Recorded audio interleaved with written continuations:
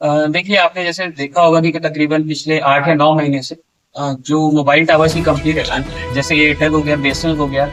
और जियो हो गया, इनकी लगातार शिकायत आ रही थी कि इनके जो क्रिटिकल इक्विपमेंट्स रहते हैं वो मोबाइल टावर के जो उसमें लगे रहते हैं वो चोरी कर लिए जाते हैं। तो इसी आलोक में तकरीबन हमारे जितने भी थाने हैं वहां पर शिकायत दर्ज की गई थी। तकरीबन 33 केसेस पिछले 9 महीना में दर्ज किए गए थे, जो कि कांके थाना और मांझी, नगड़ी, मांडर, ठाकुरगांव, पिठौरिया, अंगड़ा और इसके अलावा भी अन्य थाने हैं जिसमें ये कांड दर्ज हुए थे।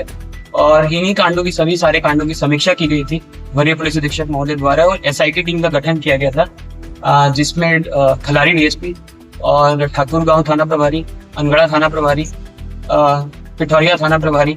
और अन्य थाना प्रभारी शामिल थे, जिसमें मांडर भी हैं और चानो भी हैं। और जब इस टीम के द्वारा जितने भी हमारे 33 जो घटना स्थल थे उनका निरीक्षण दोबारा किया गया और निरीक्षण दोबारा करने के बाद वहां से हम लोगों ने टेक्निकल एविडेंस जुटाए और उनको हमने तकरीबन पिछले 1 महीने से हम लोग उसको डिटेल्ड एग्जामिन कर रहे थे। डिटेल्ड एग्जामिनेशन करने के बाद एक व्यक्ति का नाम इसमें सामने आया जिसका नाम था तौफीक अंसारी,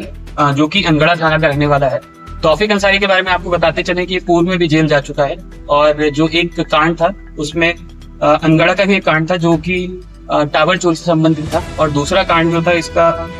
पश्चिम बंगाल में मालदा थाना है, वहां से एक कांड दर्ज था जो कि एमडीपीएस से संबंधित था। यह मेन पूरे सिंडिकेट का मेन जो मास्टरमाइंड था ये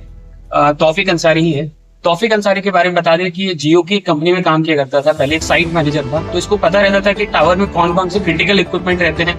किस किस की वैल्यू ज्यादा रहती है, कॉपर वायर हो गया या फिर सिल्वर की कोई पर्टिकुलर चीज है कि जो टावर में अटैच्ड है और उसको बेचने पे हम लोग ज्यादा राशि मतलब कमा सकते हैं। इसी के लिए इसने इसका एक भाई है जिसका नाम है अकमल अंसारी, उसका सहारा लिया। अकमल अंसारी बेसिकली गैराज में काम करता है, उसे चीजों के बारे में काफी आइडिया है कि तांबे का क्या रोल है, तांबा के अलावा सिल्वर हो गया, सिल्वर के अलावा रेयर अर्थ मिनरल्स रहते हैं, मेटल्स रहते हैं जो कि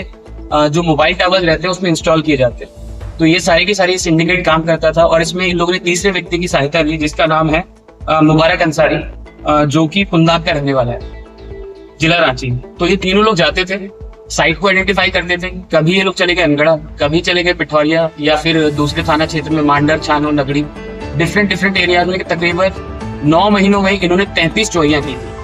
33 के आसपास। और ये लोग चोरियां करते थे, वहां से जितना भी सामान था उसको उठाते थे। और एक गौरी कुमार है जो कि थाना कांके का रहने वाला है और वहां पर जाकर बेच दिया करते थे और वो आदमी इन लोगों को पैसे दिया करता था